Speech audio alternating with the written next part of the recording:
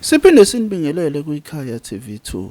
Ufihla kusasa umntwana othe wabulawa imigulukudu engaziwa ezihlalele yedwa ekhaya. Bangena bambulala. Ikhaya TV2 lifikile ke ekhaya kubo komntwana lase lithola ithuba lokuthi lixoxisane nobaba wengane.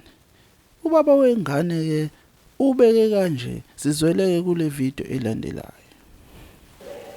Mina nguMondli Ngcobo, ubaba kaWandile aphiwe Ngcobo lo obulewe.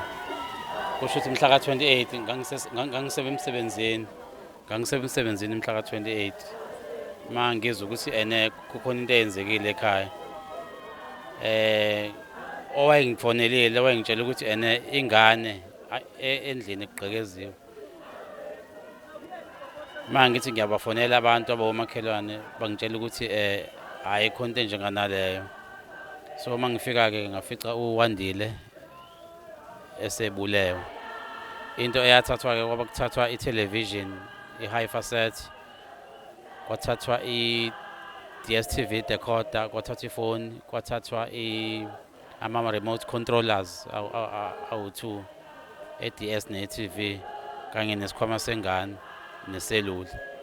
So abantu njengamanje ngiyacabanga ukuthi kufanele baqwashe ukuthi ubugebengu ngendlela osebeyiyona sebufinyelele ezingeni eliphezulu ngoba ungenele endlini uRojo. Kahle kahle umntwana kwenzeka konke lokhu njena wayengayanga esikoleni ngoba wayengabhali. Wadecide-ke ukuthi ngeke aze aye esikoleni kanti uzokhuzana lento uzobhekana nalento. Abazange nje bagcine ngokuthi bayabulala, babuye baphinde bamdlwengule. Bamgwaza amanxeba ayemaninginingi. So umndeni sizwakalisa ukuphoxeka nanokuthi-ke sifisa ukuthi imidlwembe le iphele endaweni ngoba asikho isidingo sokuthi sihlale nemidlwembe enjenganalena. Ukuthi umuntu angathi uyabulawa agwazwe ethi uhlezi nabantu. Mhlambe ukuthi kuvela enye into la ukuthi kusho ukuthi asinabo into ekuthiwa ubukhelwane sinobulwane. Ilokho engingakusho ukuthi njengamanje kufanele siqede ubulwane, siqede imidlwembe emphakathini yethu.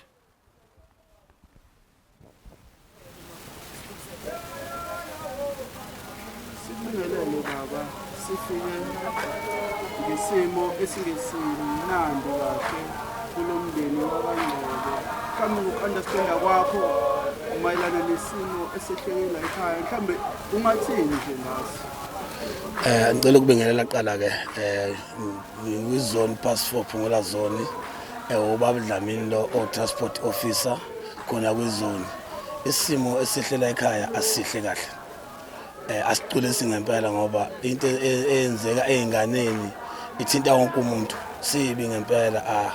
Asibekezeleleki noma-ke sesifikile sibona ekhaya ukuthi kunjani kodwa asiphatheki kahle njengama-comrade ezomkhonto wesizwe.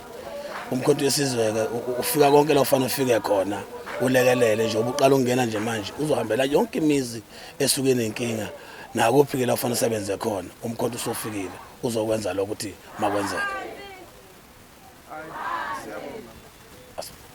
Ngithokoza basibona.